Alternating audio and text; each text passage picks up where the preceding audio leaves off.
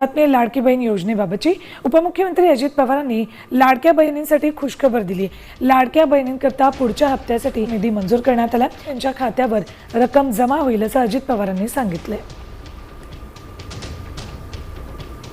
मंत्र्यांनी सूचना केलेली होती। आज जवळपास 3600 कोटी रुपये आमच्या लाडक्या बहिणीच्या करता या महिन्याचे आम्ही डीबीटीवर पाठवलेले आहेत। त्यांच्या अकाउंटला ते पैसे मिळतील आणि तोही एक महत्त्वाचा निर्णय आज झालेला आहे। लाडक्या बहिणींनो, तुमचा 17वा हप्ता म्हणजेच नोव्हेंबरचा हप्ता जमा झालाय की नाही कमेंट बॉक्समध्ये सर्वांनी सांगा।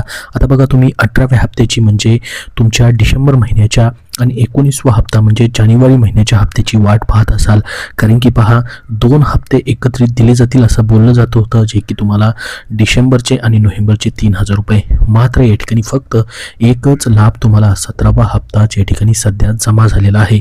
तेही पैसे अजून बऱ्याचशा लाडक्या बहिणींना जमा झालेले नाहीत।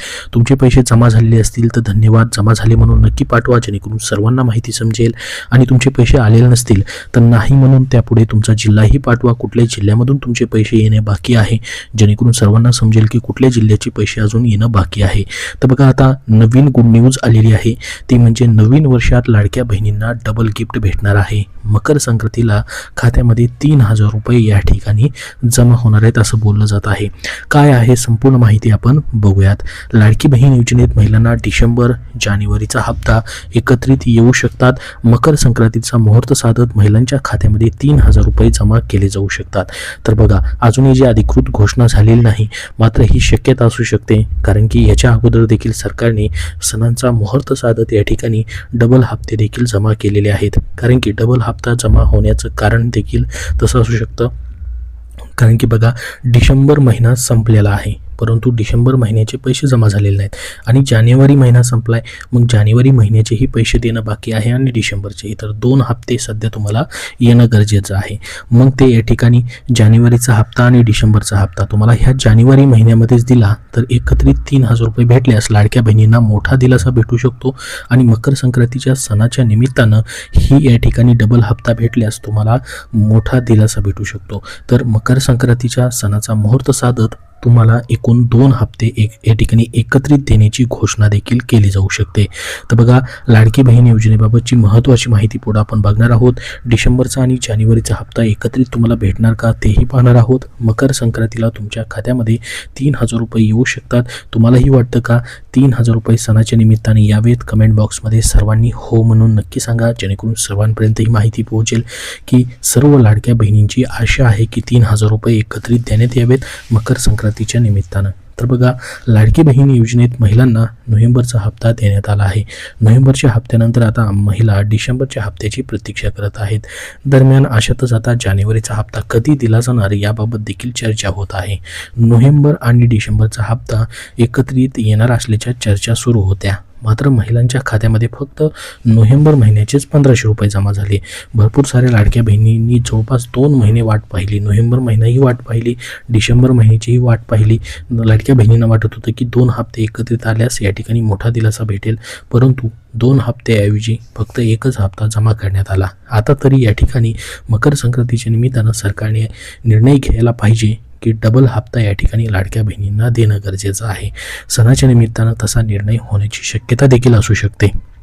आता बघा, मागचे 5 ते 6 महिन्यापासून प्रत्येक महिन्याचा हप्ता लेट होताना दिसत आहे। लाडक्या बहिणींना वेळेवरती त्या महिन्यामध्ये पैसे भेटताना दिसत नाहीत।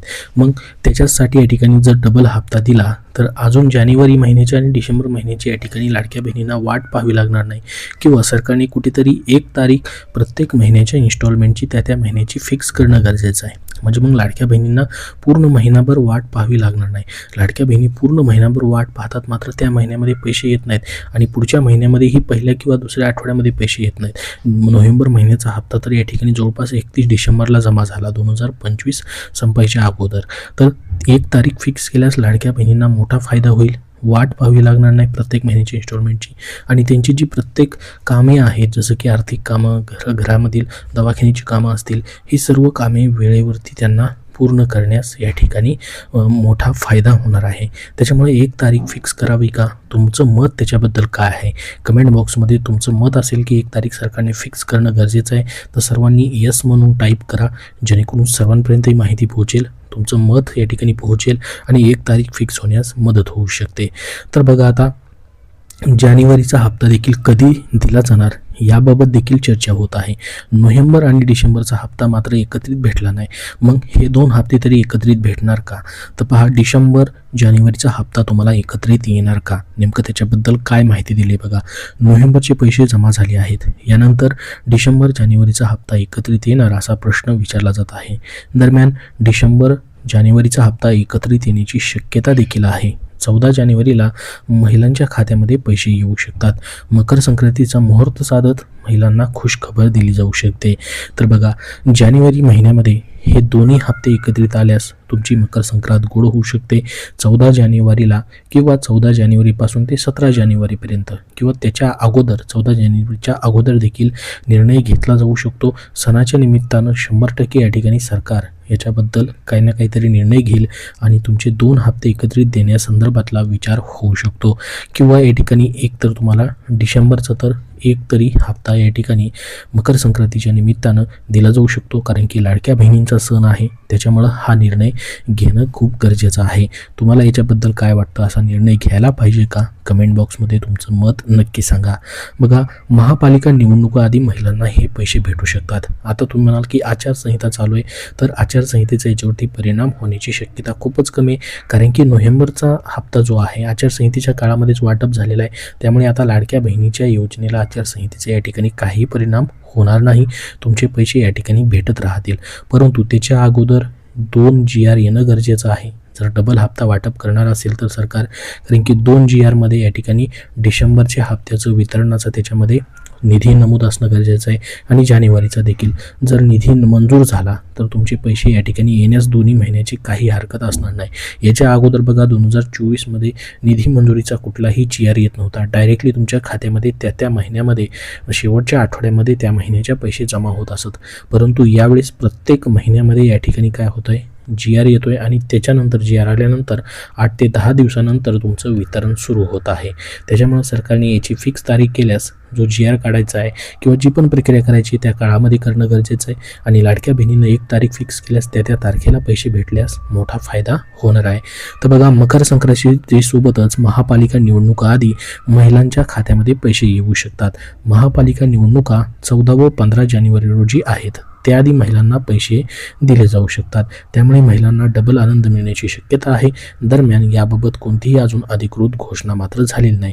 डबल हप्ता भेटल्यास लाडक्या बहिणींना मोठा दिलासा या ठिकाणी भेटण्याची शक्यता आहे.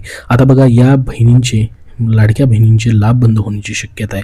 लाडकी बहीण योजनेतून काही महिलांचा लाभ बंद होणार आहे. ज्या महिलांनी KYC केली नाही त्यांना योजनेचा लाभ भेटणार आहे. म्हणजे ज्यांची KYC पूर्ण झाली त्यांना लाभ भेटणार आहे असं म्हटलं जातं आहे. KYC करण्याची सध्या मुदत देखील संपलेली आहे. त्यामुळे आता उरलेल्या महिलांना पैसे मिळणार नाही. अजूनही लाखो महिलांची KYC न केल्याची माहिती समोर आलेली आहे. त्यामुळे या ठिकाणी या महिलांना प्रत्येक महिन्याचा हप्ता भेटण्यास अडचणी येऊ शकतात. आता बघा, तुम्ही जर खरोखर पात्र असाल आणि तुमची KYC काही तांत्रिक कारणामुळे झालेली नसेल तर तुम्ही महिला आणि बालविकास विभागाशी संपर्क साधून तुमची पूर्ण KYC करून घ्यायची आहे किंवा त्याच्याबद्दल या ठिकाणी जी पण माहिती आहे त्या ठिकाणी तुम्हाला दिली जाणार आहे. परंतु सध्या तरी या ठिकाणी प्रत्येक वर्षी KYC केली जाणार आहे किंवा या ठिकाणी KYC झालीच नाही म्हणून या ठिकाणी लाडक्या बहिणींना अपात्र केलं जाईल असं या ठिकाणी कुठलाही GR आलेला नाही. फक्त KYC करणं सर्वांना अनिवार्य होतं.